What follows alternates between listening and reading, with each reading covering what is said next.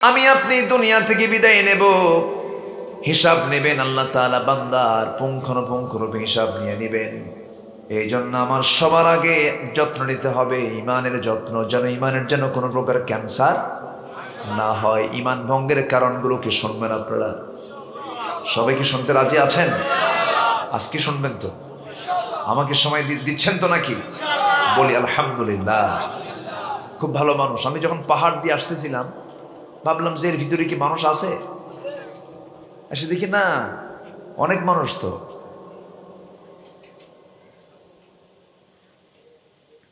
খুব ভালো লাগছে আমার। মানিকপুর না? সব তো মানিক আপনারা, বলি আলহামদুলিল্লাহ। দুই একটা গরু চোর, ওটা কোনো হিসাব না, ওটা কোনো বিষয় না। ওটা অভাবের কারণে হতে পারে, যদি স্বভাবের কারণে হয় চূড়ান্ত শাস্তি দেওয়া দরকার, ঠিক কিনা? সম্মানিত হাজিরিন, রাশিয়াতে যুদ্ধ লেগেছে। রাশিয়া কোথায় হামলা করছে? কোথায় বলেন? ইউক্রেন। কিসের জন্য? খুব অভাবের জন্য? বলেন তো কিসের জন্য হতে পারে? কি সুন্দর করে জবাব দিচ্ছে। ক্ষমতা, পাওয়ার। কি পাওয়ার? আমি সব, আমার উপরে কি আছে রে? এই সব জবাব দিও না, তুমি তো পেঁচে পড়ে যাবে।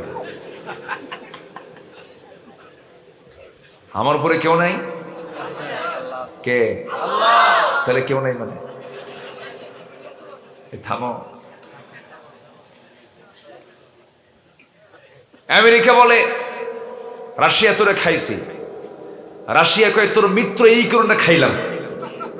এই তো আমেরিকা বলতেছে রাশিয়া তোরে খাইলাম, রাশিয়া কয় তোর মিত্র সূত্র ছোট ভাইকে ধরলাম। ইউক্রেনে হলো হামলা, তেলের সংকট হলো। আচ্ছা, সংকটকে আল্লাহ করলেন? সংকট কে করলো? বলেন কে করছে? যার তেল দরকার। আল্লাহর কি তেল দরকার আছে নাকি? আল্লাহ তো বান্দার জন্যই দিছে। তাহলে পৃথিবীতে কোনো খাদ্যের সংকট নেই, তেলের সংকট নেই, কোনো কিছুর সংকট নেই। সকল প্রয়োজনীয় সকল চাহিদা পূরণ করে দিয়েছেন কে? আল্লাহ। ইন্টারন্যাশনাল সোর্স দেখেন কারা। আফগানিস্তানে যে হামলা হলো, আফগানিস্তান হামলার মূল কারণ হলো সেই জায়গায় রয়েছে হলো অ্যাটম বোম তৈরির যে উপাদান,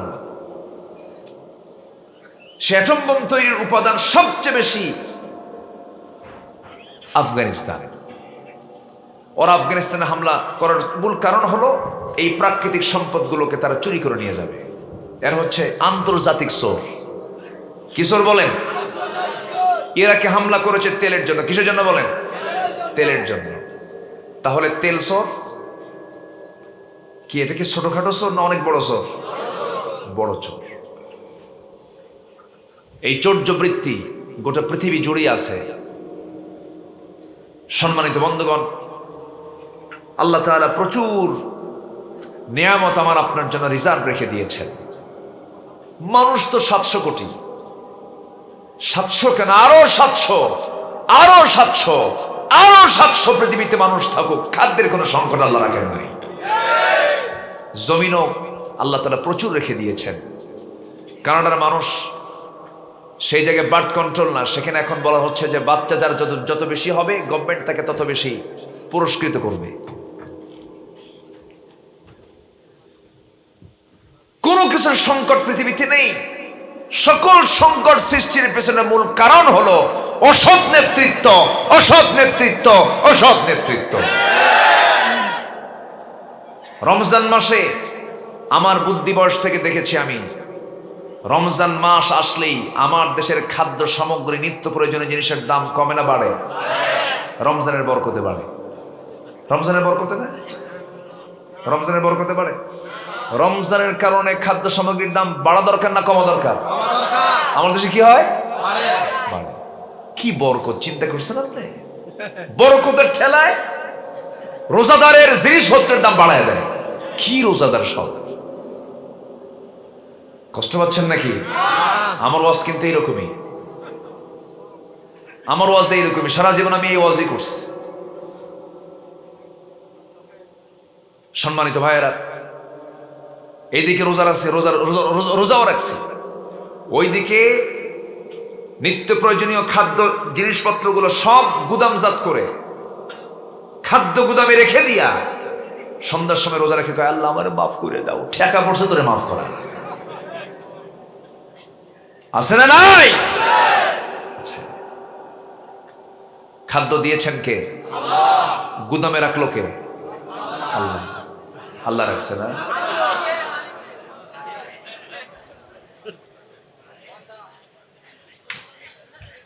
আল্লাহ কোনো কিছুর সংকট রাখেন নাই। কে বলেছে সংকট? কোনো সংকট নয়, খাদ্যের কোনো সংকট নেই, বন্টনের সংকট, ঠিক কিনা বলে?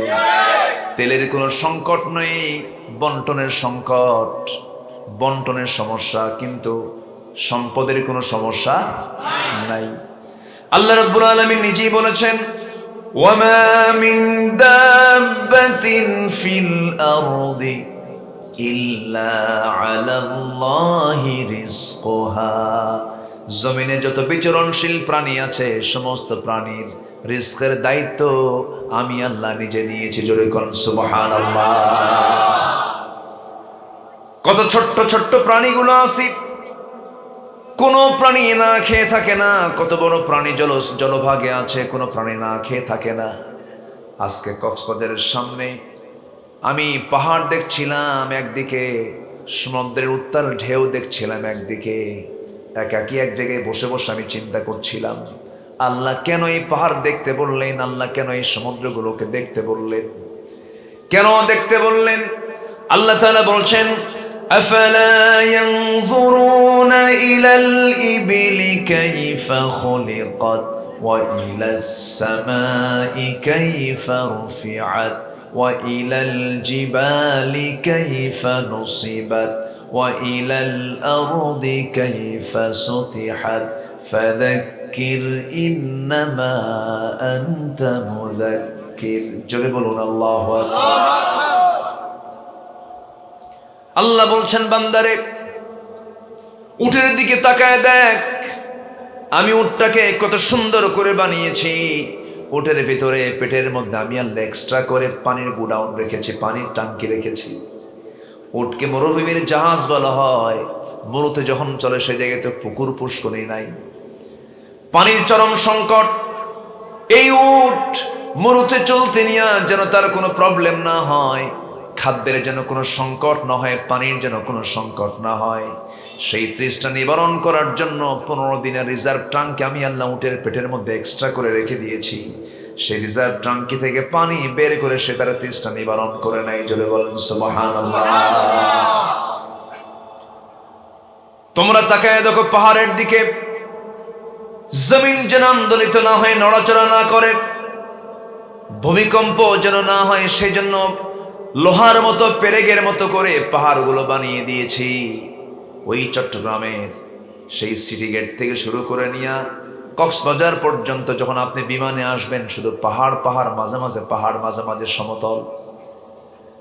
মহেশখালীর ওই জমিনটাকে আল্লাহ তাআলা সমুদ্রের ভিতরে না রেখে আল্লাহ তাআলা পাশে রেখে দিয়েছেন, মাঝখানে আবার স্থলভাগ রেখে দিয়েছেন, কুতুবদিয়ার মাঝখানে স্থলভাগ রেখে দিয়েছেন।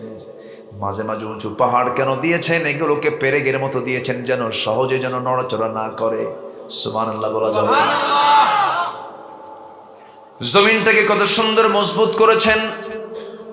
আল্লাহ বলছেন, বান্দারে এই জমিনে যত ফসল তুমি বানাও, যত ফসল তুমি লাগাও, তুমি তো লাগাও না, আমি তো লাগায় দেই, আমি তো বড় করি। ক্যালসিয়াম, ম্যাগনেসিয়াম, ফসফরাস, পটাশিয়াম আমি তো দিয়ে দেই। মাঝে মাঝে যখন মাটির উর্বরতা শক্তি কমে যায়, মেঘমালা দিয়ে দেই, এমন একটা ঘর্ষণ দিয়ে দেই, এমন একটা গর্জন দিয়ে দেই, মেঘে মেঘে যখন ধাক্কা লেগে যখন একটা ঘর্ষণ হয়, একটা আওয়াজ যখন হয়, ওই আওয়াজে লক্ষ লক্ষ মেট্রিক টন ইউরিয়ার কাজ মাটিতে হয়ে যায়। আল্লাহ বলছেন, বান্দারে সব আমি ম্যানেজমেন্ট করি, সব আমি ব্যবস্থাপনার দায়িত্ব আমি নিজে নিয়েছি। কোনো প্রাণী না খেয়ে থাকবে না, কোনো প্রাণীর খাদ্যের কোনো সংকট আমি রেখে দেই নাই। কিন্তু তোরাই তো এই সমস্ত অপকর্মগুলো করিস।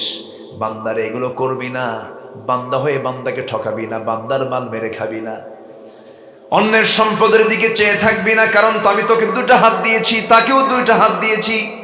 এই দুইটা হাতে কাজ করে খাবি, নিজের শ্রম দিয়ে খাবি, হালাল খাবার খাবি, হালাল খাবার হালাল পন্থায় কামাই করে মরিচ ভর্তা দিয়ে খাবা, এটাই তোমার জন্য তৃপ্তি। যেরকম সুবহানাল্লাহ।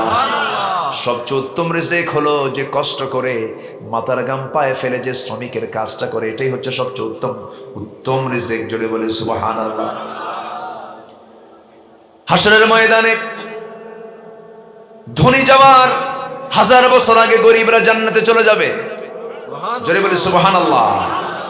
নবীদের মধ্যে সবচেয়ে পরে যিনি জান্নাতে যাবেন তিনি হচ্ছেন সুলাইমান আলাইহিস সালাতু ওয়াস সালাম। কারণ আল্লাহ তাকে গরিব করেছেন না ধনী করেছেন? ধনী করেছিলেন, বিশাল রাজত্ব আল্লাহ পাক তাকে দান করেছিলেন। এই জন্য নবীদের মধ্যে সবার পরে যাবেন জান্নাতে সুলাইমান। ধনী হওয়ার কারণে অতএব দুনিয়াতে গরিব হয়, আখিরাতে আমরা আধিপত্য বিস্তার করবো। জোরে বলি আল্লাহু আকবার। এই জন্য সম্পদ যত যার কম হবে, কিয়ামতে তার হিসাব তত কম হবে। সম্পদ যার যত বেশি হবে, কিয়ামতের দিন তার তত হিসাব বেশি হয়ে যাবে। এর মানে কিন্তু ইসলাম ফকির হতে বলে নাই। ফকির হবেন কেন? কিন্তু সম্পদটা জনগণের জন্য কাজে লাগানোর দরকার আছে না নাই? ইসলামের জন্য কাজে লাগানোর দরকার আছে না নাই? ওসমানের সম্পদ ইসলামের জন্য কাজে লেগেছে, খাদিজার সম্পদ ইসলামের জন্য কাজে লেগেছে। সম্পদ হবে, কিন্তু সম্পদটি ইনকাম করতে হবে বৈধ পথে না অবৈধ পথে? বৈধ পথে। তাহলে 3 ব্যক্তির জন্য কোনো হিসাব নাই। নিদ্রায় যে ব্যক্তি থাকে, আর এটা হচ্ছে মস্তিষ্ক বিকৃত যে পাগল, কিন্তু মদ খাইয়া যে মাতাল, ওটাকে পিটাইয়া সাইজ করা দরকার, ঠিক কিনা? মদ খাইয়া বইয়ের সামনে দাঁড়ায় বলে আম্মা আসসালামু আলাইকুম, বউ কয় তোমার কি একটু হুঁশ নাই? যুবক ছেলে পাশে দাঁড়ানো, তুমি তাকে দেখে তাকে রেখে আমার সামনে, তার সামনে আমাকে মা বলে ডাকো। ছেলের দিকে তাকায় বলে দুলা ভাই আসসালামু আলাইকুম। এটাই হচ্ছে মদের ফলাফল। মাদকাসক্ত হয়ে পড়ছে আজকে জাতির একটা বিশাল অংশ। যুবকরা শেষ। যুবকদের হাতে আজকে ইয়াবা দিয়েছে, কি বরকতি খাবার। ইয়াবা হাতে হাতে তুলে দেওয়া হয়েছে। শিক্ষাঙ্গনগুলো আজকে প্রশ্নবিদ্ধ হয়ে উঠছে, কারণ নেশা আছে যেখানে, জেনা আছে সেখানে। নেশা করে, জেনার দিকে উদ্বুদ্ধ হয়। ইডেন কলেজ, ইডেন মহিলা কলেজ, এমনও নারী আছে, এমনও ছাত্রী আছে যারা সেখানে তাহাজ্জুদ নামাজ পড়ে। তাদেরকে জোরপূর্বক ধর্ষণ, জেনার কাছে বাধ্য করা হয়েছে। এই সমস্ত কাজের যারা মদদ দিয়েছে, যে সমস্ত বদমাইশগুলো, চূড়ান্ত শাস্তি দেওয়া দরকার তাদের, বেয়াদবদের। সম্মানিত ভাইয়েরা, বিরক্ত হচ্ছেন নাকি আপনারা? কষ্ট পাচ্ছেন না তো? আমার টেনশন কিন্তু কম নাই। আমার কালকে মাহফিল বেশি দূরে না, মাত্র খুলনায়। খুলনা তো ওই পাড়া না? না বহুদূর? বহুদূর। আমিও যাব। একটু আগে উঠতে পারলে ভালো হতো। আমি উঠতে উঠতে কেমন করে যেন দেরি হয়ে গেল। যাই হোক, আমরা সার্টিফিকেট কারো কাছ থেকে নেব না, সার্টিফিকেট নেব কার কাছ থেকে? চারটে কাজ শিখে যায়। 1 নম্বর কাজ হলো আমরা ঈমান আনবো কার উপরে? সেই মানে কোনো ক্যান্সার থাকা, ঈমান ভঙ্গ করা যাবে না। ঈমান ভঙ্গ কেমনে হয়? ওযু ভঙ্গ হলে তো ওযু করার সিস্টেম আছে, কিন্তু ঈমান ভঙ্গ হলেও ঈমান আবার ফিরে আনার দরকার আছে না নাই? আচ্ছা, ঈমান ভঙ্গ হয় 1 নম্বর কাজ হলো যদি কেউ কুফরি করে। কি করে? কুফরি করে। যদি কেউ শিরকের কাজ করে। দেখেন না, ছাগল একখান জব কইরা মাজারে নিয়ে যায়, আছে নাকি এগুলো? আছে এগুলো? কে মাজারে যে শুয়ে আছে, ওর তো খুব ক্ষুধা লাগছে নাকি, সে খাবে। আচ্ছা, যে কবরে শুয়ে থাকে তার কি বিপদ কম না বেশি? আমার সে বলেন, আমার আপনার সাইডে যে কবর আছে তার বিপদ কম না বেশি? বেশি। সে তো নিজেই বেকায়দায়, ও আপনার কি কায়দা করবে? সামনে মাজার পাইলে, কবর কোন একটা বিশেষ মাজার টাজার পাইলেই দেখবেন বাস নিয়ে যাচ্ছে, বাসের হেল্পার ড্রাইভারকে বলে, বস থামেন, সামনে মাজার শরীফ, টাকা দিতে হবে, নচেত চাকা পামসার। ইমান আছে? আস্তে ইমান আছে? বিপদ দেন কে? বিপদ থেকে উদ্ধার করবেন কে? ওই মাজার কি উদ্ধার করবে? কোন ব্যক্তি উদ্ধার করবে? ইমান আছে না গেছে? ইমান গেছে। এগুলো হচ্ছে ইমান ভঙ্গের কারণ। আবার অনেকে আছে হতাশ হয়ে যায়, কি করে খাবো আমি? দেখছেন কি চিন্তা ওর, কি করে খাবো আমি, কি করে চলবো আমি? যিনি আমাকে অক্সিজেন দিচ্ছেন তিনি তো আমাকে খাওয়াবেন। কারণ নাকের খাবার বড় না মুখের খাবার বড়? নাকের খাবার বড় না মুখের খাবার বড়? হ্যাঁ, মুখে। এই নাক বন্ধ করো 5 মিনিট। নাকে যায় অক্সিজেন, মুখে যায় খাবার। খাবার 3 দিন খেলে না বাবা বাঁচবে তুমি, কিন্তু নাকের খাবারটা যে অক্সিজেন, ধরো 5 মিনিট, ধরো, মুখ বন্ধ। আমার ভাইয়েরা, নাকের খাবারটা হচ্ছে এসেনশিয়াল। এখানে খাবার খাওয়াচ্ছেন কে? নাকের সার্ভিস কে দিচ্ছেন? এই নাকের অক্সিজেন যে আল্লাহ রাব্বুল আলামিন সব ফ্রি করে দিয়েছেন, সে আল্লাহ বলছেন, বান্দা আমি তোর জন্য জমিনে ফসল দিয়েছি, আমি আলো দিয়েছি, বাতাস দিয়েছি, সূর্যের তাপ দিয়েছি, সূর্য আলো দিয়ে যাচ্ছে, তুমি ফসলগুলো লাগাবে তোমার ইচ্ছা মতো, সুন্দর করে তুমি বিসমিল্লাহ বলে খেয়ে নেবে।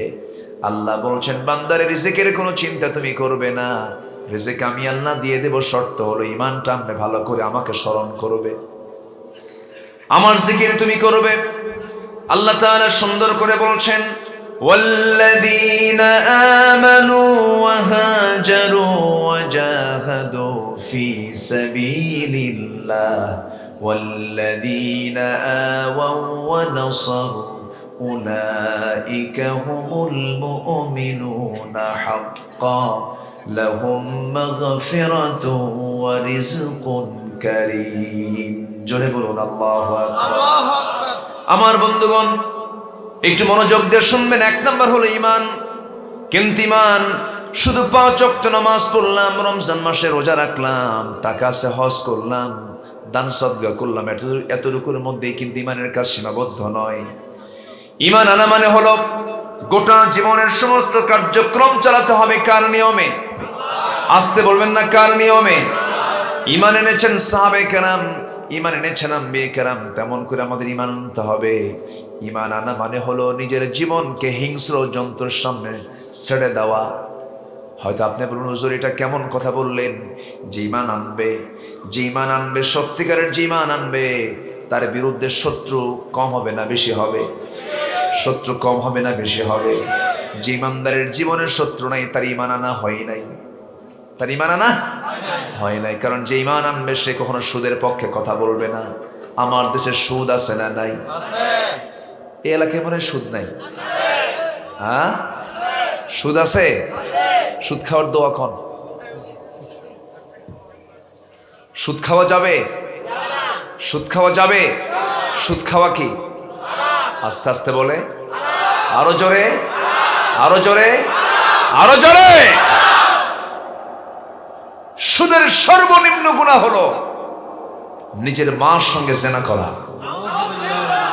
অথচ সেই সুদ আজকে গোপনে চলে না, প্রকাশ্যে চলে?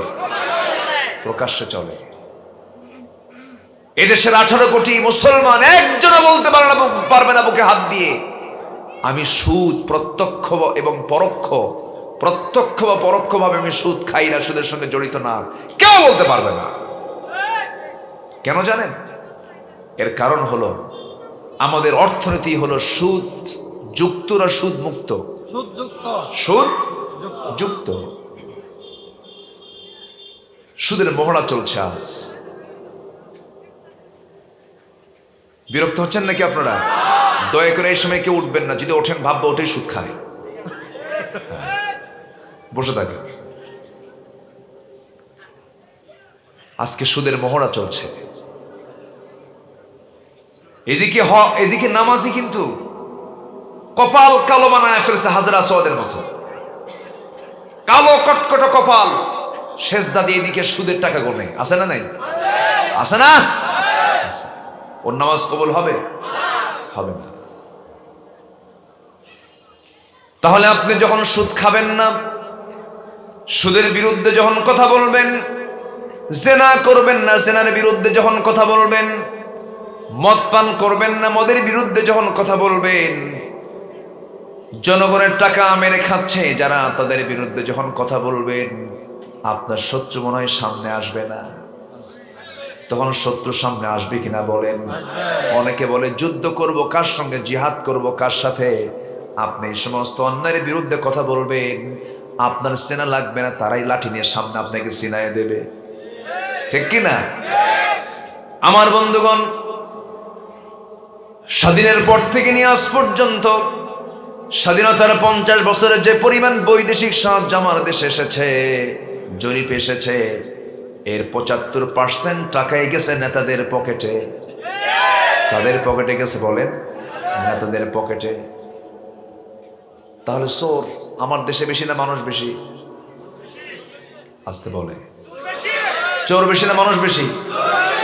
চোরদের শাস্তি দেবে কে? চোর বলেন। যে সরিষে দিয়ে ভূত তাড়াবেন, সেই সরিষার মধ্যেই ভূত। আমরা তো সবাই চোর। মানুষকে নামাজ যে ছেড়ে দেয়, তার চেয়ে বড় চোর আছে? তার চেয়ে বড় চোর আছে? নামাজ পড়ে না, ও তো বড় চোর। সম্মানিত ভাইয়েরা, আজকে জেনা সহজ হয়ে গেছে, বিয়ে করতে চায় না যুবকরা। যদি বলা হয় যুবক বিয়ে করো, কি বিয়ে করে দরকার কি? অন্যের বউ তো আছেই। যেরকম নাউজুবিল্লাহ। পরকীয়ার পরিমাণ কমেছে না বেড়েছে? পরকীয়া কমছে না বাড়ছে? বাড়ছে। এই সমস্ত অন্যায়গুলোকে দূর করার জন্য সমাজে দরকার কার বিধান? আসতে বলবেন না, কার বিধান দরকার? আর এই আল্লাহর বিধান, যারা আল্লাহর বিধান কায়েমের জন্য যারা কথা বলে, যারা চায় এই সমস্ত বিধানগুলো সমাজে চালু হোক, ওদের কি আবার গালিগালাজ করে এই সমস্ত চোররা? সম্মানিত ভাইয়েরা, আপনি যখন ইমানের পক্ষে যখন কথা বলবেন, শত্রু আপনার সামনে দাঁড়িয়ে যাবে। সে আপনাকে নির্মূল করার জন্য প্রাণান্তকর চেষ্টা চালাবে। তখন হবে হলো ইমানের পরীক্ষা। কিসের পরীক্ষা বলেন? ইমানের পরীক্ষা। এর মানে হলো আপনি ইমান যখন আনবেন, ভাবতে হবে আপনার জীবনটা আপনি হিংস্র জন্তুর সামনে আপনি নিজেকে সঁপিয়ে দিলেন। কোন নবী মার খান নাই? অসংখ্য সাহাবীকে হত্যা করা হয়েছে, শহীদ করা হয়েছে। অনেক নবীকে দুনিয়া থেকে বিদায় করে দেওয়া হয়েছে। ইমাম আযম আবু হানিফা রাহমাতুল্লাহ আলাইহি 8 বছর জেলখানায় রেখে বিষ প্রয়োগ করে হত্যা করা হয়েছে। ইমাম শাফিঈ রাহমাতুল্লাহ আলাইহিকে, সৈয়দ আহমদ ইবনে হাম্বলকে 2 হাত পিছনের দিকে পিঠ মোড়া দিয়ে বেঁধে 28 দিন বেঁধে রেখে তার পিঠের হাতের জোড়া খুলে দেওয়া হয়েছে। এত অত্যাচার করা হয়েছে। তারা কি ইমান থেকে এক চুল পরিমাণ নড়েছেন? নড়েছেন? নড়েনি। আমার বন্ধুগণ, ইমান যখন আমি আনব, শত্রু আমার সামনে দাঁড়িয়ে যাবে। যে বলে আমার জীবনে কোনো শত্রু নাই, আমি নিরপেক্ষ। নিরপেক্ষ শব্দের মূল জনক হলো উৎপত্তি হয়েছে শয়তান থেকে। একজন বান্দা কখনো নিরপেক্ষ বলতে পারে না। একজন বান্দা হবে কার পক্ষের লোক? আল্লাহ। আসতে বলবেন না, কার পক্ষ? আমরা নেব কার পক্ষ বলেন? আল্লাহর পক্ষ। নিরপেক্ষ আমরা কখনো হব না। আমার ভাইয়েরা, ইমান যখন আপনি আনবেন, শত্রু আপনার সামনে দাঁড়িয়ে যাবে। শত্রু আপনাকে দুনিয়া থেকে বিদায় করার জন্য প্ল্যান করবে। যেমন করে আমার নবীর জীবনেও হয়েছিল। রাসূলকে হত্যার পরিকল্পনা পর্যন্ত করা হয়েছিল। যে নবীর মুখ থেকে জীবনে একটা মিথ্যা কথা বের হলো না, যেই নবীর মুখ থেকে একটা বাজে কথা বের হলো না, যার হাতের দ্বারা কেউ একটা আঘাত প্রাপ্ত হলো না, যে লোকের দ্বারা কোনো সম্পদের ক্ষয়ক্ষতি হলো না, যে লোকের দ্বারা প্রতিবেশীর কোনো হক নষ্ট হলো না, যে বিশ্বনবী সবার কাছে আল আমিন আস সাদিক খেতাব পেয়েছিলেন, সেই রাসূল মক্কায় টিকতে পারলেন না, নিজের বাড়িতেও থাকতে পারলেন না, রাতের আধারে লুকোচুরি করে হিজরত করে মদিনার দিকে রওনা হন।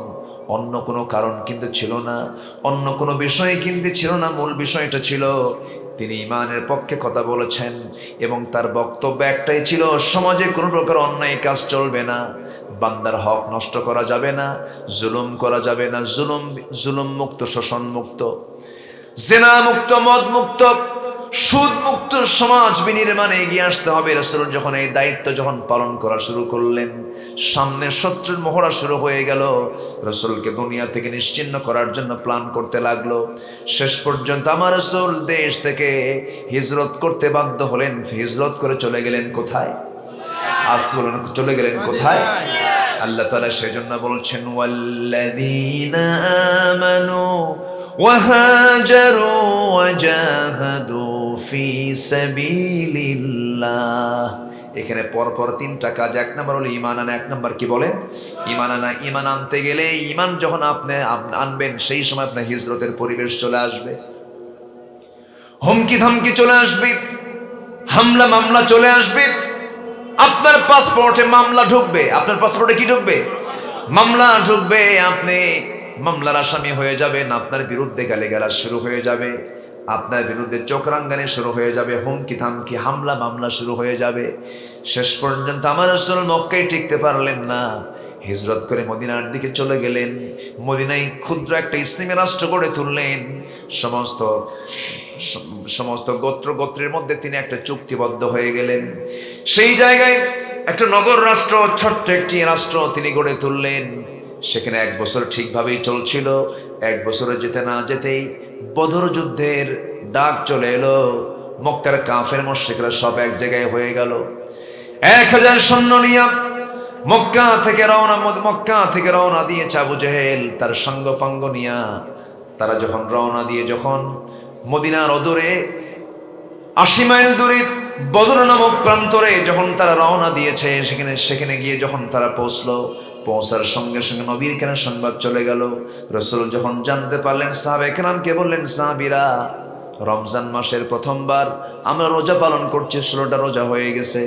আমার কানে সংবাদ চলে আসছে আবু জেহেলরা নাকি যুদ্ধ করতে এসেছে, কুরাইশরা নাকি যুদ্ধ করতে এসেছে। দেরি করা যাবে না সাহাবীরা, বাতিলদের মোকাবেলা না করলে পরে বড় বেকায়দা হয়ে যাবে। কারা কারা জিহাদে যাবে? হিজরত করার পর আবার কিসের প্রসঙ্গ আসলো বলেন? জিহাদের প্রসঙ্গ আসলো। ওয়াল্লাযীনা আমানু ওয়া হাজারু ওয়া জাহাদু ফি সাবিলিল্লাহ। আমার নবীজি সাহাবায়ে কেরামকে নিয়ে বদর নামক প্রান্তরে রওনা দিবেন। সাহাবায়ে কেরামকে রেডি করছিলেন। কিছু সংখ্যক বুড়ো সাহাবী, কিছু সংখ্যক সাহাবীর হাতে কোনো অস্ত্র নাই, খেজুর গাছের ডাল বানায় তারা অস্ত্র বানায় নিয়েছেন। ছোট্ট ছোট্ট 2টা বাচ্চা নবীর সামনে দাঁড়িয়ে বলছেন, ইয়া রাসূলুল্লাহ, শুনলাম যুদ্ধের নাকি ডাক চলে এসেছে, আপনার নাকি সৈন্যের ঘাটতি হয়েছে, হুজুর অনুমতি দিলে পরে আমরা 2 জনে যুদ্ধে গিয়ে বাতিলদের মোকাবেলা করব। রাসূল বললেন, ও ছোট্ট 2টা বাচ্চা মদিনার আফরার ছেলেদয়, আমি তোমাদেরকে পারমিশন দিতে পারবো না, কারণ তোমাদের ফিটনেস নাই, তরবারি ধরবে তার বাহুবল নাই, তোমরা যুদ্ধে যেতে পারবে না। ছোট্ট 2টা বাচ্চার মধ্যে বড়জন বলে, হুজুর শক্তির দিক থেকে আমি ওর চাইতে বেশি শক্তিশালী, কারণ আমি ওর চাইতে বয়সে বড়, লম্বায় বড়, অন্তত আমি বড় হিসেবে আপনি আমাকে অনুমতি দিয়ে দেন। ছোটজন বলে, হুজুর আপনি যদি ওকে পারমিশন দিয়ে দেন, ওকে পারমিশন দিলে পরে আমাকেও পারমিশন দিতে হবে, কেন মারামারি লাগায় দেন, আমার সঙ্গে পারবে না। সুবহানাল্লাহ। নবীজি একখান মুস্কি হাসি মেরে বলেন, ঠিক আছে, মারামারি লাগো। 2 জন কুস্তি শুরু হয়ে গেছে। কুস্তির এক পর্যায়ে বড়জন ছোটজনকে নিচে ফেলে দিয়েছে। ছোটজন নিচ থেকে চোখটা বন্ধ করে কানের মধ্যে মুখ ঢুকায় বলছে, ভাই আমি তোর চেয়ে ছোট, আমি তোর সঙ্গে কেমনে পারবো, কিন্তু যুদ্ধের ময়দানে তুই একা যাবি, আমাকে সাথে নিয়ে যাবি না, একসঙ্গে খাই ঘুমাই সব তো একসঙ্গেই করি, আমাকে যাওয়ার তুই একটা সুযোগ দিয়ে দে, গায়ের শক্তি কমায় দে, বুকের উপরে বসে বুঝায় দে আমি তোর চাইতে কোনো অংশ কম নই। আমার নবীজি টের পেয়ে গেলেন। ছোট্ট 2টা বাচ্চাকে কোলের মধ্যে তুলে নিয়ে 2 হাতের কাছে নিয়ে আমার নবীজি হাত 2টা উঁচু করে আসমানের মালিকের দিকে তাকায় বলছেন, আল্লাহ তাআলা এই ছোট্ট দুইটা বাচ্চার গায়ের শক্তি নাই, কিন্তু ইমানের শক্তি আছে। এই দুইজনকে আমি যুদ্ধের পারমিশন দিয়ে দিলাম। ওয়াল্লাযীনা আমানু হাজারু ওয়া জাহাদু ফি সাবিলিল্লাহ। যুদ্ধের ময়দানে 313 জন মোটে সাহাবী নিয়া নবীজি 80 মাইল দূরে বদর নামক প্রান্তরে চলে গেলেন। বদর যুদ্ধ হলো এমন একটা যুদ্ধের ময়দান, যে যুদ্ধ হলো আত্মীয় আত্মীয় যুদ্ধ, ভাইয়ে ভাইয়ে যুদ্ধ, চাচা ভাতিজার যুদ্ধ, বাপ বেটা যুদ্ধ, জামাই শ্বশুর যুদ্ধ। এমন একটি যুদ্ধের ময়দানে, যে যুদ্ধের ময়দানে যারা যুদ্ধ করতেছেন পরস্পর কেউ না কেউ আত্মীয়। কুরাইশরা যখন বদরের প্রান্তরে যখন হাজির হয়ে গেল, আমার নবীজির সামনে হাজির হয়ে গেলেন, যুদ্ধ শুরু হয়ে যাবে। ওই ছোট্ট দুইটা বাচ্চা এক সাহাবীকে ডাক দিয়ে বলছো, ও চাচা, আমরা যুদ্ধ করতে আসছি আজকে, সবার বিরুদ্ধে যুদ্ধ করার জন্য আমাদের কোনো খেয়াল নাই, আমাদের কি আবু জেহেলকে দেখায় দেন। সাহাবী বলছে, আবু জেহেল দিয়ে কি করবা? বলতেছে, আবু জেহেলকে আগে মেরে ফেলবো আমরা।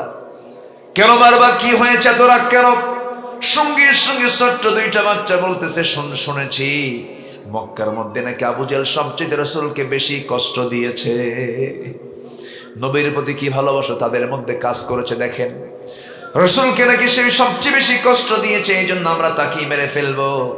ওই সাহাবী বলে ফেলেন, দেখো ওই যে ঘোড়ার পিঠে বসে আছে, চতুর্দিকে সৈন্য থেকে পাহারা দিচ্ছে, ওটাই হলো কাফেরদের লিডার, কুরাইশদের লিডার। বলতে দেরি হলো, যেতে দেরি হলো না, সিংহর মতো গর্জন দিয়া বাজ পাখির মতো উড়ন্ত হয়ে ঘোড়ার উপরে বসে থাকে, দুই দিকে পা ছেড়ে দাও। আবু জেহেলের দুই পাশে দুইজন দাঁড়ায় গেছে ছোট্ট তরবারি নিয়া। টের পায় নাই, অবহেলা করেছে ছোট্ট মানুষ কোন দলের, তারা টের পায় নাই। ছোট্ট দুইটা বাচ্চা সজোরে আল্লাহু আকবার বলে দুইজন একসঙ্গে যখন আবু জেহেলের দুই পায়ে যখন তরবারি আঘাত করেছে, ওই যে ধরাশয়ী হয়ে আবু জেহেল জমিনে ঘোড়ার পিঠ থেকে পড়ে গেছে, আর কোমর সোজা করে আবু জেহেল আর দাঁড়াতে পারে নাই। ছোট্ট নাবালক বাচ্চার হাতে আবু জেহেল খতম। এই দুই ভাইয়ের ভিতরে বড় ভাইকে কাফেররা ধরে ফেলল। একজন কাফের এসে তার ডান হাতে তরবারি মেরে দিল, এক আঘাতে তার চামড়া, হাতটা চামড়ার সঙ্গে ঝুলতে লাগলো, ঝনঝন করে তরবারি পড়ে গেল। দৌড় মেরে গিয়ে বাম হাতে তরবারি উঠায় নিলেন। যুদ্ধ করতে করতে কাফেররা তার বাম হাতটাও কেটে ফেলে দিচ্ছে, কিন্তু বাম হাতে তরবারি নিয়ে যুদ্ধ করতে করতে ঝুলন্ত হাত এসে বাম হাতে ধাক্কা খায়। যুদ্ধ চালাতে কষ্ট হয় মনে করে, কষ্ট হবে মনে করে ঝুলন্ত হাতটা করলো কি, ওই ছোট্ট মানুষ, ছোট্ট সাহাবী বাম পায়ের নিচে টান হাতের ঝুলন্ত হাতটা রাখলো, এমন জোরে টান মারলো হাত ছিটকে পড়ে গেছে। বাম হাতে যুদ্ধ চালানো শুরু করেছেন, বাম হাতটাও কাফেররা কেটে ফেলে দিয়েছে। সামনে ইতিমের মতো সামনে দাঁড়ানো, দুইটা হাত নাই, যুদ্ধ করবেন কেমনে? একজন কাফের এসে তরবারির একটা আঘাত গর্দান বরাবর মেরে দিল, মাথাটাও শেষ হয়ে গেল, মাথাও শেষ হলো, দুই হাতও শেষ হলো। দুনিয়া থেকে বিদায় নিয়ে নিলেন, দুনিয়ার মানুষকে বুঝাইয়া দিলেন, ও দুনিয়ার মানুষ, আল্লাহর জমিনে দিন কায়েমের জন্য, আল্লাহর প্রতিশ্রুত জান্নাত পেতে হলে আল্লাহর কাছে জান মাল এমন করে কোরবানি দিতে হয়। জোরে কোন সুবহানাল্লাহ। আমার নবীজি যুদ্ধের ময়দানে দাঁড়ানো, সেই যুদ্ধের ময়দানে আবু জেহেল সহ 70 জন কাফের জাহান্নামে চলে গেল, তারা সব মারা গেছে। 14 জন সাহাবী দুনিয়া থেকে বিদায় নিয়েছেন। যুদ্ধের ময়দানে একজন সাহাবী যুদ্ধ করতে নিয়ে নিজের বাপকে দেখলেন জিহাদের ময়দানে সে কাফেরদের পক্ষ হয়ে আসছে। উবাইদ ইবনে জাররাহ তার নাম। ওই সাহাবী তার বাপকে যখন দেখে ফেললেন, মায়া চলে এলো, মোহাব্বত চলে এলো, সঙ্গে সঙ্গে তরবারি গুটায় নিয়া তরবারিটা কোষবদ্ধ করে তিনি ইউটার্ন হয়ে ফিরে আসলেন। কিছুক্ষণ পর মনে হলো, আমি যে আমার জন্মদানকারী পিতাকে পিতা মনে করে আমি ছেড়ে দিচ্ছি, সে তো নবীর দুশ্মন, সে তো আল্লাহর দুশ্মন, সে তো দ্বীনের দুশ্মন, সে তো ইসলামের দুশ্মন। আজকে আমি ছেড়ে দেব, কিয়ামতের দিন আল্লাহ পাক আমাকে মুনাফিকের কাতারে দাঁড় করাবেন। নিজের বাপকে বাপ না মনে করে, শিরকির প্রতীক মনে করে পরক্ষণেই তিনি আবার ঘুরে দাঁড়ালেন, তরবারি নিয়ে বিপুল বিক্রমে বাবার উপরে তিনি আক্রমণ করলেন। তরবারি দিয়ে তার বাবার গর্দান বরাবর এমন জোরে আঘাত হানলেন, মস্তক ছিটকে পড়লো, বাপ দুনিয়া থেকে বিদায় হয়ে গেছে।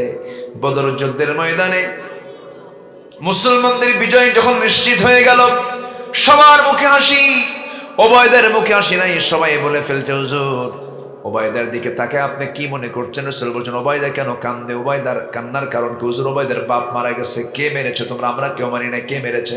ওবায়দা নিজেই তার বাপকে হত্যা করেছে। রাসূল দুইটা হাত সামনের দিকে আগায় দিয়ে বলছেন, ওবায়দা আমার দিকে চলে আসো, আমার বুকের মধ্যে চলে আসো। ওবায়দারে, তোমার জন্য আল্লাহর 8টা জান্নাত তোমাকে ডেকে ডেকে তোমাকে হয়রান হয়ে যাচ্ছে। জোরে বলি সুবহানাল্লাহ। ওয়াল্লাযীনা আমানু ওয়াহাজারু ওয়াজাহাদু ফি সাবিলিল্লাহ, ঈমান যারা আনবে, শিরিক মুক্ত, বিদআত মুক্ত, কুফর মুক্ত যারা ঈমান আনবে, ক্যান্সার মুক্ত ঈমান যারা আনবে, এবং যারা হিজরত করবে এবং জিহাদ যারা করবে, আল্লাহ তাআলার পুরস্কার আছে না নাই? বলেন, আসতে বলবেন না, আছে না নাই? আমার ভাইয়েরা, বদর যুদ্ধ শেষ হয়ে গেল যখন, প্রেক্ষাপটটা আসলেই বলেই ফেলি। বদর যুদ্ধ যখন শেষ হয়ে গেল, কাফেররা পরাজিত হলো, 70 জন মারা গেল, 70 জন বন্দী হয়ে গেল। 70 জন বন্দী ওই কুরাইশদেরকে, মক্কার কুরাইশদেরকে সাহাবায়ে কেরাম পিঠ মোড়া দিয়ে বাঁধলেন। কি মোড়া দিয়া? পিঠ মোড়া দিয়ে পিঠের দিকে বাঁধলেন, কারণ শত্রু তো। বেঁধে ফেললেন, শক্ত দড়ি দিয়ে বেঁধে ফেলে সামনে দেখতে পেলেন নবীদের জামাই, নবীজির কি জামাই আবুল আস। জামাইকে দেখে সাহাবায়ে কেরাম ভাবলেন, জামাই তো আদরের। জামাই কি? এই আস্তে কয়, জামাই আদরের না? জামাইয়ের আদর করেন না আপনারা? এলাকায় জামাইকে কি বলে? না, অন্য কিছু কয়। জামাই মানে আপনাদের ভাষা তো ভিন্ন হতে পারে, বলা যায় না তো। এই যে হ্যাঁ, ওই যে গাছ টাছ লাগালে সে গাছে যেন ছাগল না লাগে, প্রাণীর যেন উৎপাত না হয়, সেজন্য কি করে? কি কি কি দেয়? টিয়ারা। টিয়ারা কি দেয়? জলি জলি জলি টিয়ারা। টিয়ারা আচ্ছা দেয়। তো টিয়ারা কি আসলে এই এলাকার ভাষা না, মূলত তো বেড়া। বেড়াকে আপনারা কি বলেন? টিয়ারা। তো জামাইরে কি কয়? জামাই। আচ্ছা, যুদ্ধের ময়দানে জামাই আবুল আস তাকেও ধরে ফেলেছেন সাহাবীরা, কিন্তু পিঠ মোড়া দিয়ে বাঁধতে নিয়ে ভাবলেন জামাই মানুষ, এরা যদি শক্ত দড়ি দিয়ে বাঁধে সমান সম্মান থাকে নাকি? বাঁধনটা একটু নরম করে দিয়েছেন সাহাবীরা। কি বাঁধনটা কি করে দিয়েছেন? নরম। কিছুক্ষণ পর যা দেখে যে নবীজির আপন চাচা, বাবার ভাই আব্বাস রাদিয়াল্লাহু আনহু, তাকেও বাঁধনটা নরম করে দিয়েছেন। বেঁধে বাঁধা টাধা শেষ, এসে এবং তাদের জন্য খাবারও জোগাড় করেছেন। সবার জন্য খেজুর, আর চাচা আর জামাইয়ের জন্য হলো রুটি এবং ছাগলের গোশত, একটু উন্নত খাবার। জামাই তো একটু উন্নত খাবারের ব্যবস্থা করছে। কার জামাই? বলেন কার জামাই? কার জামাই? আমার নবীজির বড় জামাই, যাদের বিয়ের সময় আম্মা জান খাদিজা রাদিয়াল্লাহু আনহা বেঁচে ছিলেন। বড় জামাইকে ধরা হয়েছে। রাসূলের কাছে যখন এই সংবাদ চলে গেল, হুজুর আপনার বড় জামাই গ্রেফতার, আপনার চাচা গ্রেফতার, একদম আটকায় ফেলছি। কি করছো? সবাইকে পিঠ মোড়া দিয়ে বাঁধছি শক্ত কইরা, আর দুজনকে একটু আদর করছে, নরম করে বেঁধে দিচ্ছে। খাবার সবাইকে দিছি খেজুর, আর এই দুইজনকে দিছি হলো রুটি আর গোশ। রাসূল বললেন, যুদ্ধের নীতি এটা নয়। আমার জামাই হুজুরে কি হয়েছে? যেহেতু ওর দড়ি যখন বাঁধনটা নরম করে দিয়েছ, হালকা করে, এর জন্য বাকি 68 জনের দড়ির বাঁধনটা হালকা করে দাও। আল্লাহু আকবার বলেন। সবাইকে যখন রুটি আর গোশত দিয়েছ, সবাইকে রুটি গোশত দিয়ে দাও। এবার মুক্তিপণের পালা, টাকা দেবে, মুক্ত হয়ে যাবে। সবার কাছ থেকে নিচ্ছেন মুক্তিপণ। সামনে চাচা পড়ছে, চাচা মুক্তিপণ দিতে হবে। কে বাবা তুমি আমার কাছ থেকে নিবা? আপনারটা আগে। আপনারটা কি আগে? সঙ্গে সঙ্গে আব্বাস বলছেন, আমার ভাতিজা মুহাম্মদ তোমার চাচির কাছে কিছু রেখে আসি নাই, কিচ্ছু নাই, কি দেব তোমাকে আমি? আমার নবীজি মুস্কি হাসি মেরে বললেন, চাচা মিথ্যা কথা বলা যাবে না, আমি তো যতটুকু বুঝতে পেরেছি আমার চাচি আম্মার কাছে আপনি 6টা স্বর্ণের বার রেখে এসেছেন। লজ্জা পেলেন আব্বাস রাদিয়াল্লাহু আনহু, তিনি বলছেন, ভাতিজারে আমার বাড়ির সোনার খবর তোরে দিল কেডা? আমার নবীজি মুস্কা হাসি মেরে বললেন, ও চাচা, এই জন্যই তো আমি আল্লাহর নবী। যেরকম সুবহানাল্লাহ। আমার কাছে সরাসরি সংবাদ দেওয়ার জন্য ফেরেশতা আছে না নাই? সেই ফেরেশতার নাম কি? জিবরাইল। আল্লাহ তাআলা আমাকে জানিয়ে দিয়েছেন। সঙ্গে সঙ্গে আব্বাস বলছেন, আর দৌড়াদৌড়ি করে লাভ কি, ভাতিজা আমার কালিমা পড়ায় দে যা। যেরকম সুবহানাল্লাহ। চাচা কালিমা পড়লেন, কিন্তু জামাই খুব অনড়। জামাইকে সামনে পেয়ে বলছেন, জামাই তোমাকেও টাকা দিতে হবে, তোমাকে মুক্তিপণ দিতে হবে। জামাই বলছে, ঠিক আছে শ্বশুর দিচ্ছি। আমার ভাইয়েরা, ইসলাম আছে, সম্পর্ক আছে, ইসলাম নাই সম্পর্ক সম্পর্ক কিন্তু দুঃখ লাগে, আমার দেশের কিছু লোক আছে, একই পরিবারে একই মায়ের সন্তান, 4টা ছেলে, 4টা ভাই, একই মায়ের সন্তান, 4টা ভাই, 4জন 4 দল করে। কি ইমান দেখছেন? 4জন কয় দল করে? 4 দল করে, যেন কোনো সরকার আসলে যেন ওদের সমস্যা না হয়। আমার ভাইয়েরা, আবুল আস আমার নবীর জামাতা। রাসূল বললেন, তোমাকে মুক্তিপণ দিতে হবে। ঠিক আছে, ব্যবস্থা করতেছি। মক্কায় খবর দেওয়া হলো, মুক্তিপণ চলে এলো। নবীর কাছে একটা প্যাকেট দেওয়া হলো আবুল আসের পক্ষ থেকে। নবীজি সেই প্যাকেটটা খুলেই দেখেন স্বর্ণের একটা সুন্দর গলার হার। নবীজি গলার হারটা দেখেই চিনতে পারলেন, আর চোখের কোনা বেয়ে বেয়ে টপ টপ করে পানি পড়া শুরু হয়ে গেছে। নবীজি আমার কাঁদতেছেন। নবীজি কাঁদেন কেন, কাঁদেন কেন, কাঁদেন কেন? সাহাবীরা বলছেন, ইয়া রাসূলুল্লাহ, আপনি এই গলার হারটা দেখে কাঁদতেছেন কেন? হুজুর আপনি বলুন। রাসূল বলছেন, ও আমার সাহাবীরা, আমার খাদিজার কথা মনে হয়ে গেছে। আমার খাদিজা যখন আমার বড় মেয়েকে বিয়ে দেয়, আমার বড় মেয়ের যখন বিয়ে হয়, আমার খাদিজা তার গলার হারটা উপহার স্বরূপ আমার মেয়েকে দিয়েছিল। সেই গলার হারটা আমার কাছে এসেছে, আমার খাদিজার কথা মনে হয়ে গেছে। নবীজি সবচেয়ে বেশি দুর্বল ছিলেন কোন মহিলার কাছে? বলেন, কার কাছে বলেন? খাদিজার কাছে। যদিও নবীর চাইতে 15 বছরের বড়, কিন্তু আমার নবীজি এই খাদিজাকে এত পছন্দ করতেন। রাসূল মাঝে মাঝে বলতেন, আমার খাদিজা যদি জীবনের শেষ সময় পর্যন্ত বেঁচে থাকতো, আল্লাহ তাআলা আমাকে দ্বিতীয় কোনো বিবাহের তিনি অর্ডার দিতেন না। কারণ খাদিজা সব দিকে সে পরিপূর্ণ একজন নারী ছিলেন। জনে বলেন সুবহানাল্লাহ। আমার নবীজি খাদিজাকে খুব পছন্দ করতেন, খুব মোহাব্বত করতেন। এত মোহাব্বত করতেন যে রাসূল খাদিজার জন্য প্রায় প্রায় দোয়া করতেন। এমন কোনো দোয়া নেই যে দোয়া খাদিজার জন্য তার মিস হয়ে যেত। খাদিজার জন্য প্রায় প্রায় দোয়া করতেন, তিনি কাঁদতেন তার জন্য তিনি সবসময় আল্লাহর কাছে মাফ চাইতেন, দোয়া করতেন। সেই খাদিজার স্মৃতিময় সেই গলার হারটা যখন নবীর হাতে চলে এলো, রাসূল কাঁদতেছেন। সাহাবীরা বলছেন, ইয়া রাসূলুল্লাহ, আপনি চিন্তা করবেন না, এই গলার হারটা আমরা নেব না। আমাদের সবার সিদ্ধান্ত হলো এই গলার হারটা আপনার মেয়ের হাতেই চলে যাবে, ফেরত দিয়ে দেব। আমার রাসূল বলেন, ঠিক আছে তাই করো। তবে আবুল আস, আমি তোমাকে আজকে জানিয়ে দিচ্ছি, মুশরিকের ঘরে ঈমানদার কখনো থাকতে পারবে না। আমার সন্তান কলিজার টুকরা মেয়েকে তুমি মক্কায় যাওয়া মাত্র আমার মেয়েকে মদিনায় নিরাপদে পাঠায় দিবে, এটাই তোমার মুক্তিপণ। তুমি রাজি আছো নাকি? হ্যাঁ, আমি রাজি আছি। এই কথা বলার পর রাসূল ওই জামাইকে মুক্তি দিয়ে দিলেন। ইসলাম সেই সময় সে গ্রহণ করে নাই, পরবর্তীতে তিনি ইসলাম কবুল করে নিয়েছেন। বলেন আলহামদুলিল্লাহ। ইসলাম কবুল করে নিয়েছেন, কিন্তু সম্পর্ক হবে ইমানের ভিত্তিতে। সম্পর্ক হবে কিসের ভিত্তিতে বলেন? ইমানের ভিত্তিতে। আমার বন্ধুগণ, ইমান আছে, সম্পর্ক আছে। ইমান নাই, সম্পর্ক নাই। ইমান দিয়ে সবকিছু মিলাতে হবে। ইমান আছে, সম্পর্ক আছে, ইমান নাই, সম্পর্ক নাই। এরকম করি আমরা আমাদের জীবনটাকে সাজাবো। জোরে বলি ইনশাআল্লাহ। আরো জোরে বলি ইনশাআল্লাহ। আমার ভাইরা, মুসলমানদের বিজয় হয়ে যাওয়ার পর আবার 1 বছর যেতে না যেতেই উহুদের প্রেক্ষাপট চলে এলো, উহুদের ময়দান চলে এলো। কাফেররা এবার 3000 সৈন্য নিয়ে রওনা দিয়েছে। আমার নবীজির কানে সংবাদ চলে এলো। নবীজি যখন জানতে পারলেন কাফেররা সব একত্রিত হয়ে তারা এবার উহুদের প্রান্তরে চলে এসেছে। বদর ছিল মদিনা থেকে 80 মাইল দূরে, এবার উহুদ হয়েছে হলো মদিনা থেকে মাত্র 3 মাইল দূরে। বিপদ কম না বেশি? আমি দোয়া করে দিই নাকি? এই যে 2-1 যাচ্ছে, যে হটে যান, হটে যান, বসেন বসেন।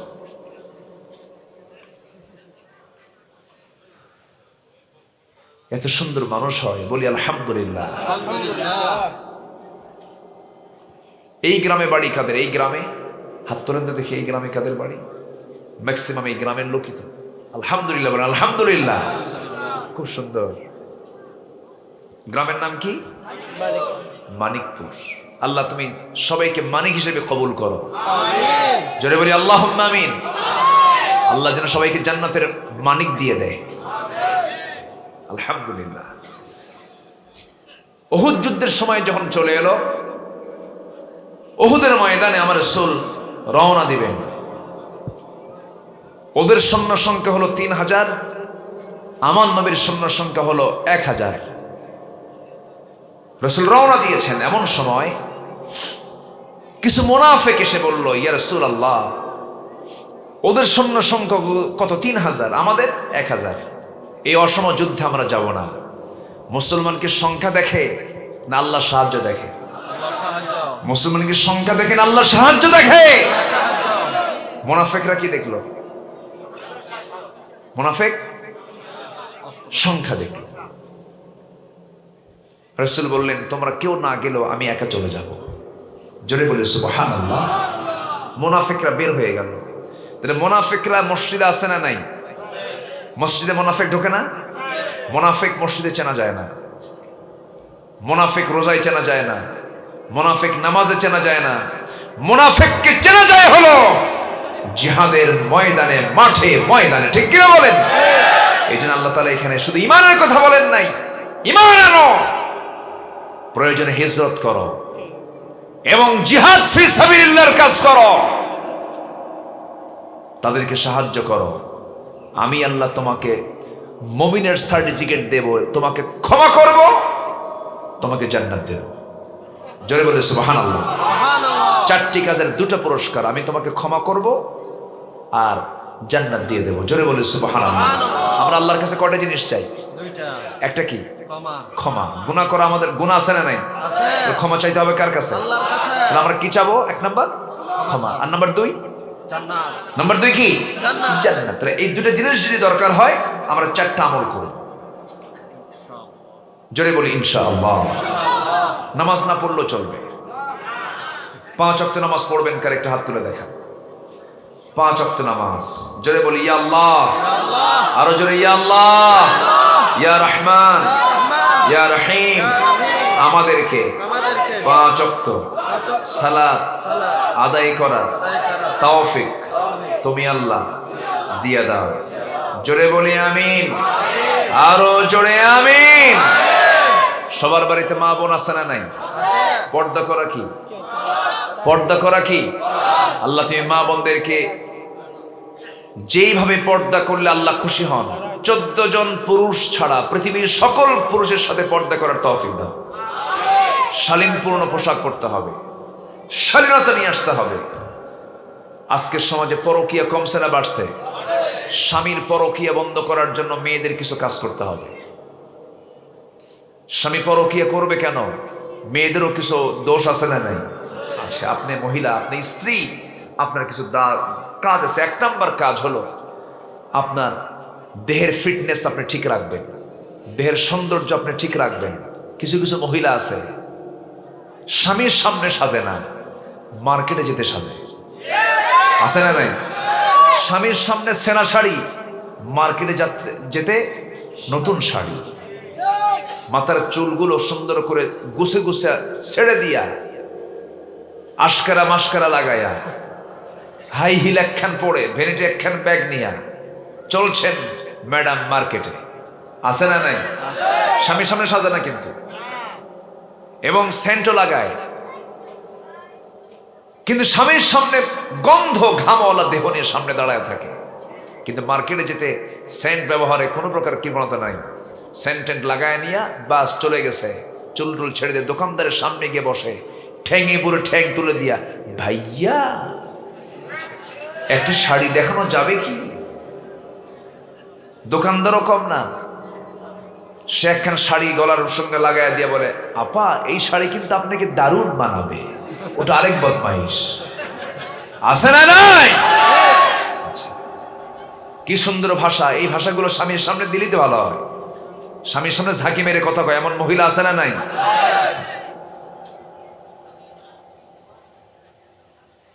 এগুলো করা উচিত নয়। আপনার সকল সৌন্দর্য স্বামীকে আপনি দেখাবেন। পৃথিবীর কোন পুরুষের সামনে আপনার সৌন্দর্য ডিসপ্লে করা হারাম। এগুলো আপনার করা যাবে না। সৌন্দর্য দেখবে হলেন স্বামী। স্বামীকে আপনি সন্তুষ্ট করবেন।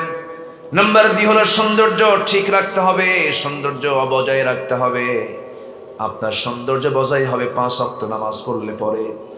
5 ওয়াক্ত নামাজের সময় যে ওযু বানাবেন, এর চাইতে বড় ফেস ওয়াশ আর নাই। এর চাইতে বড় পবিত্র কোনো জিনিস আর পৃথিবীতে পাবেন না। যার জীবনে 5 ওয়াক্ত ওযু আছে, তার স্কিন কখনো নষ্ট হবে না, তার সৌন্দর্য কখনো নষ্ট হবে না। যে ফজর নামাজ ছেড়ে দেবে, তার চেহারার সৌন্দর্য নষ্ট হয়ে যাবে, রিজিক নষ্ট হয়ে যাবে। এই জন্য আমার মা, আপনাকে ফজর নামাজটা ঠিক মতো পড়তে হবে, দেহের ফিটনেস ঠিক রাখতে হবে, সৌন্দর্য ঠিক রাখতে হবে। দেখবেন কিছু কিছু মহিলা পান খায়া খায়া দাঁতগুলো তরমুজের বিচি বানায় রাখছে, আছে না নাই? আছে। আমার মা, নাম্বার 3 হলো বুদ্ধির প্রখরতা নিয়ে আসতে হবে, ইন্টেলেকচুয়াল হতে হবে। বউ তো মারাত্মক একটা বিষয়, বউ তো খুব গুরুত্বপূর্ণ বিষয়। যার জীবনে একটা বউ যদি পরহেজগার হয়ে থাকে, তার জীবনের সবচেয়ে বড় একটা পাওনা একটা পুরুষ পেয়ে গেছে। এই জন্য আমার মা, আপনাকে চরিত্রবতী হতে হবে, আপনাকে অত্যন্ত পরহেজগার হতে হবে, আপনাকে সুন্দর ব্যবহারের মানুষ হতে হবে, বিনয়ী হতে হবে আপনাকে। এখন হয়তো মনে মনে অনেক মায়েরা চিন্তা করতেছে, হুজুর আপনি তো আমাদের নসিহত দেন, আমার স্বামীরা তো ভালো না। স্বামীদেরকেও কিছু বলেন, একটু পরে আসতেছি, শুনবেন তো নাকি? ইনশাআল্লাহ। বসেন। মুখ ঢেকে রাখছেন কেন? ঠান্ডা? এখনো করোনা আছে নাকি? মুখ খোলেন। মেয়েদের পর্দা নেই, ছেলে মানুষ পর্দা করে বসে আছে। খোলেন মুখ। কষ্ট হচ্ছে নাকি আপনাদের? বলি আলহামদুলিল্লাহ। বউ স্বামীর জন্য নিয়ামত, স্বামী বউয়ের জন্য নিয়ামত। বলি আলহামদুলিল্লাহ। বউয়ের কথা শোনেন না আপনারা? কিছুই কয় না। এই বউয়ের কথা শোনেন না? এত আস্তে আস্তে কয়। এই শোনেন না আপনারা? এই বাচ্চাও কয়, শুনি। কার কার? আগামীতে শুনবে বলছে। আগামীতে শুনবে, এখন শোনা যাবে না। বইয়ের কথা কে না শোনে? আমিও শুনি, রাসূলও শুনেছেন। বইয়ের কথা না শুনে উপায় আছে? এখন তো উপায় নাই। তো আপনি যত বড় হুজুর হন, বইয়ের কাছে হুজুরগিরি খাটে না। আপনি যত বড় চেয়ারম্যান হন, দাপটের চেয়ারম্যান, বইয়ের কাছে উপায় নাই। তুমি কত বড় হুজুর, এখানে এসে বসো, আমার জানা আছে তুমি কত বড় হুজুর। কি ঠিক আছে না? বইয়ের কাছে হুজুরগিরি খাটানো কঠিন। সবাই শোনে। এক রাজা প্রজাদের মাঝে ঘোষণা করছে, যে প্রজা বইয়ের কথা শোনে না, তাকে ঘোড়া দেওয়া হবে উপহার, আর যারা বইয়ের কথা শুনবে তাদেরকে ডিম দেওয়া হবে। তো রাজা মশাইয়ের এই ঘোষণায় তো বইয়ের কথা শোনে না এমন লোক খুঁজে পাওয়া যাচ্ছে না। এক সলিমুদ্দিন এসে বলে, রাজা মশাই আমি জীবনে কোনোদিন বইয়ের কথা শুনে নাই, তাই যা আস্তাবল থেকে একটা ঘোড়া নিয়ে চলে যা। তো একটা কালো ঘোড়া নিয়ে চলে গেছে বাড়িতে। বউ বলে, তোমার কি রুচি আছে? কালো ঘোড়া মানুষ নাই নাকি? যাও ঘোড়া পাল্টায় আসো। আচ্ছা ঠিক আছে, আসতেছে। গেছে দরবারে, যা বলছে, রাজা মশাই ঘোড়াটা কালো হয়েছে, কালো নেওয়া যাবে না, লাল ঘোড়া নেবো আমি। তোর এই পরামর্শ দিল কি? বউ আমার শিখাই দিল। কথা কি বুঝতেছেন? রাজা বলে, ঘোড়া থুইয়া ডিম নিয়ে যা। সন্ধ্যার দিকে রাজা বাড়িতে ফেরার পর বউ এখন বলতেছে, তুমি তো এমন এমন একটা অফার দিছো, ঘোড়াওয়ালা পাবা না দেশে, ডিমওয়ালাই পাবা। অতএব যারা বইয়ের কথা শুনে তাদেরকে ঠকাইও না, ওদেরকে ডিম না দিয়ে 5 কেজি করে চাল দাও। তাই ঠিক আছে, ভালো পরামর্শ এটা। রাজা এখন এই পরামর্শ নিয়ে চলে আসছে মন্ত্রীদের কাছে। এসে বলতেছে, মন্ত্রী মশাই আমি একটা চিন্তা করছি। কি চিন্তা? ডিম না দিয়ে যারা বইয়ের কথা শুনে তাদেরকে 5 কেজি করে চাউল দেওয়া হোক। এই পরামর্শ আপনাকে কে দিল? বউ আমার শিখাই দিল। রাজাও শোনে, প্রজাও শোনে। কার কথা? বউয়ের কথা, উপায় নাই তো, শুনতেই হবে। বউ একটা নিয়ামত। এই জন্য কোনো বউকে, কোনো স্ত্রীকে তার স্বামী এটা কখনো জায়েজ হবে না তাকে উলঙ্গ করে রাখা। আজকে কিছু কিছু স্বামী আছে বউদেরকে ডিসপ্লে করে বেড়ায়, আছে না নাই? বউকে সুন্দর করে ছবি তোলে, অর্ধলগ্ন করে ছবি তোলে, ঠোঁটে লিপস্টিক লাগাইয়া চুল টুল ছেড়ে দিয়া অর্ধলগ্ন কাপড় পরে ছবি টবি তুলে ফেসবুকে পোস্ট করে বলে, প্রিয় বন্ধুরা, ফেসবুক বন্ধুরা, আমার বউটাকে দেখো তো, আমার বউ দেখতে কেমন লাগে, আসুন আমার বউটাকে সবাই জামাতের সাথে দেখি। এরকম আছে না নাই? বউ কি পাবলিক না পার্সোনাল? বউ কি পাবলিক না পার্সোনাল? তোমার বউ মানুষ দেখাবে কেন? এই জন্য যুবকদেরকে বলবো, টাইম হলে বিয়ে করে নিবা, বাপ মাকে বলবা আব্বা বিয়ে করাও। আমি যুবকরা বলবো, হুজুর আমার আব্বা তো রাজি না। ঠিক আছে না? কিছু কিছু যুবক, কিছু কিছু মুরব্বীদেরও দোষ আছে। ছেলে বয়স হয়ে গেছে, বিয়ে করা দরকার, ছেলে বুঝায়ও আব্বা আমি নামাজ কালাম পড়ি, ইসলাম মানতে চাই, আমার একটা ব্যবস্থা করে দাও। বাবা, কিছু কিছু বাবা আছে চোখ এমন রাঙ্গায়, কিসের বিয়ে রে, এরকম খেকু মেরে ওঠে। এরকম কিছু মুরব্বী আছে না নাই? আচ্ছা, আপনার ছেলে জেনাকার হবে, গুনাহগার আপনি হবেন। এই জন্য মুরব্বীর দায়িত্ব আছে না নাই? অনেক সচ্ছল পরিবার আছে, কোটি কোটি টাকার মালিক, মেয়েকে বিয়ে দেয় না। মেয়ের বয়স 35 বছর হয়ে গেছে। কত বছর? আমার মেয়ে তো MBBS পাস করেই নাই তো, এখন বিয়ে হবে 40-এ, মা হবে 50-এ। 55 বছর বয়সে ছেলেকে নিয়ে যখন বাপ রাস্তায় হাঁটবে, তখন লোকজন বলবে, এই ছেলে এটা তোমার দাদা না নানা? ওগুলো কোনো জীবন না। সুসময়ে সব কাজ করতে হবে। জোরে বলি ইনশাআল্লাহ। কোন জেনার কাছে যাওয়া যাবে? জীবনকে সাজাতে হবে সুন্দরভাবে ইসলাম দিয়ে। জোরে বলি ইনশাআল্লাহ। পরনারীর দিকে তাকানো যাবে না। পরনারীর দিকে তাকানো হালাল না হারাম? হারাম। আমার মা, তাহলে 1 নাম্বার হলো দেহের ফিটনেস ঠিক রাখবেন, সৌন্দর্য ঠিক রাখবেন। নাম্বার 3 হলো বুদ্ধির প্রখরতা দিবেন, সুন্দর করে আপনার স্বামীকে পরামর্শের ভিত্তিতে সুন্দর করে তাকে ইসলামের দিকে টেনে আনবেন। নাম্বার 4 হলো হাসি মুখে রিসিভ করবেন। যখন সন্ধ্যাবেলা স্বামীটা বাড়ির মধ্যে ঢুকতেছে, হোন্ডা নিয়ে হয়তো আসছে, সুন্দর করে হোন্ডার পিছনে ধরবেন, ঠেলা দিয়ে উপরে তুলে দিলেন, ঘরমাক্ত গেঞ্জি আস্তে করে খুলে দিলেন, পাশে বসলেন, একটা মুস্কি হাসি মারবেন। নফল নামাজ পড়লে যে সওয়াব, তার চেয়ে বেশি সওয়াব আল্লাহ পাক আপনার আমলনামায় দিয়ে দিবেন। জোরে বলেন সুবহানাল্লাহ। যার মডেল ছিলেন খাদিজা রাদিয়াল্লাহু তাআলা আনহা, আমার নবীজি গোটা রাত দিনের দাওয়াত নিয়ে ঘরে ঘরে ডোর টু ডোর কালিমার দাওয়াত দিয়ে যখন শেষ রাত্রে ফিরতেন, আমার নবীজি দরজা এসে নক করতেন, খাদিজা দরজা খোলো। বিদ্যুৎ বেগে দরজা খুলে যেত। বিদ্যুৎ বেগে যখন দরজা খুলে যেত, রাসূল বলতেন, খাদিজা ডাক দিলাম, সঙ্গে সঙ্গে দরজা খুলে ফেললে, তুমি কি পিঠটা বিছনার সঙ্গে লাগাও নাই? খাদিজা বলতেন, ইয়া রাসূলুল্লাহ, আমার পিঠটা বিছনার সঙ্গে লাগাবো কেন? দরজার সঙ্গে লাগায় লাগায় আছি, অপেক্ষায় আপনি কখন আসবেন। এমন মোহাব্বত, এমন ভালোবাসা মা যদি আপনার স্বামীর জন্য প্রদর্শন করতে পারেন, আল্লাহর কসম করে বলি, ওই স্বামী কখনো পরকিয়া করবে না। এই জন্য মোহাব্বত থাকতে হবে 16 আনা, আংশিক মোহাব্বত রাখা যাবে না। আপনার যৌবন যার হাতে, সম্পূর্ণটা আপনি তার জন্য দিয়ে দিবেন। কিন্তু কিছু কিছু মহিলা আছে দেখবেন, কি বলে, স্বামীর ঘরে যাওয়ার পরেও বাবার বাড়ির গরম দেখানো কিছু মহিলা আছে না নাই? আছে না নাই? আছে। যখন কিছু করতে যায় তখন বলে, শোনো ফোন দেবো নাকি? আছে না নাই? আছে না? আবার সুন্দর চেহারা হওয়ার কারণে স্বামীটা একটু কালো, বউটা একটু সুন্দরের বড়াই তো করেই থাকে। কিছু কিছু মহিলা দেখবেন সুন্দর হয়তো হয়েছে, আল্লাহ তাকে সুন্দর বানাইয়া দিয়েছেন, স্বামী একটু কালো। যদি একটু গন্ডগোল লাগে, একটু অভিমান হয়ে যায়, সেই সময় হঠাৎ করে খেপে গিয়ে বলে, শোনো, তোমার কি চেহারা দেখো না? এটা আয়নার দিকে তাকায় দেখো তো, তোমার সঙ্গে যে আমার সংসার হচ্ছে, তোমার 14 গোষ্ঠীর কপাল। এরকম খোসা মারা কিছু মহিলা আছে না? নেই বলেন? মুহূর্তের মধ্যে অসুন্দর করতে পারেন কে? মুহূর্তের মধ্যেই সুন্দর দেহের মধ্যে ক্যান্সারের কোষ ঢুকায় দিতে পারেন কে? অহংকার করবেন না। স্বামী একটু কালো হয়েছে, কালো কে করে দিয়েছেন? এই ডিজাইন কার করা? এই ডিজাইন কার করা? 8 বিলিয়ন 700 কোটি মানুষের 800 কোটি মানুষের এই দুনিয়ায় কারো চেহারার সাথে কারো চেহারার মিল নাই। সুবহানাল্লাহ বলবেন না? নিখুঁত সৃষ্টি কে করেছেন? চেহারার তো মিল নাই, নখেরও মিল নাই।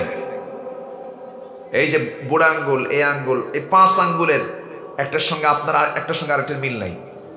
কি সুপার কম্পিউটার দিয়ে আল্লাহ তাআলা এগুলোকে সুন্দর করে সেট আপ দিয়েছেন। আল্লাহু আকবার বলবেন না? কি সুন্দর করে।